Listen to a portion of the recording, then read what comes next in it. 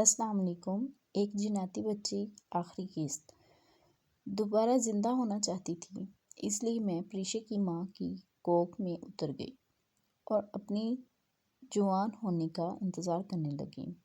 اور جب میں پریشے کے جسم پر اپنا قبضہ ساری عمر کے لیے کرتی، وہ لمحہ مجھ سے چھینا گیا۔ مجھے شروع سے گلاب کا پھول بہت پسند تھا، اس لیے مجھے گلاب کا بادشاہ چاہیے تھا۔ اس کی خوشبو سے میرا جسم مہکتا رہتا۔ اس مہک کے ذریعے میں کسی کو بھی اپنا غلام بنا سکتی تھی۔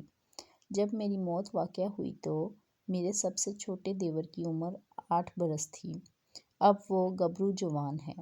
میں اس کو اپنا غلام بنا کر اپنے پورے سسرال سے اپنا انتقام لینا چاہتی تھی، مگر وہ گلاب کا پھول توڑ لیا گیا اور مجھے مالی ایسی حالت میں دیکھ لیا، ورنہ تھوڑی دیر بعد میں واپس اپنی حالت میں آ جاتی۔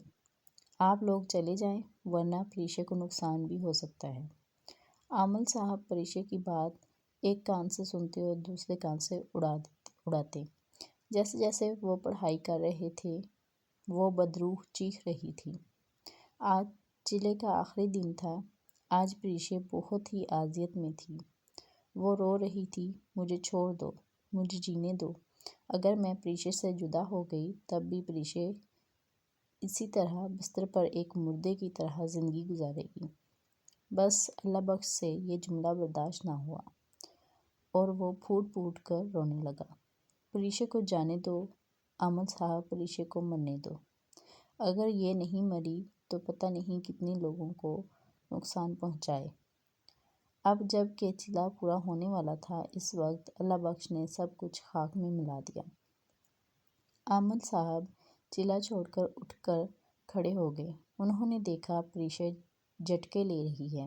کافی دیر تک اس کی کیفیت اسی طرح رہی اور پھر اس کی موت واقع ہو گئی۔ جس وقت اس کے جسم سے روح نکلی، کمرے میں عجیب سی کافور اور گلاب کی مہک آنے لگی۔ اللہ بخش کی غلطی کی وجہ سے پریشے اس دنیا سے رخصت ہو گئی تھی۔ اللہ بخش نے اپنا سینہ پیٹ لیا۔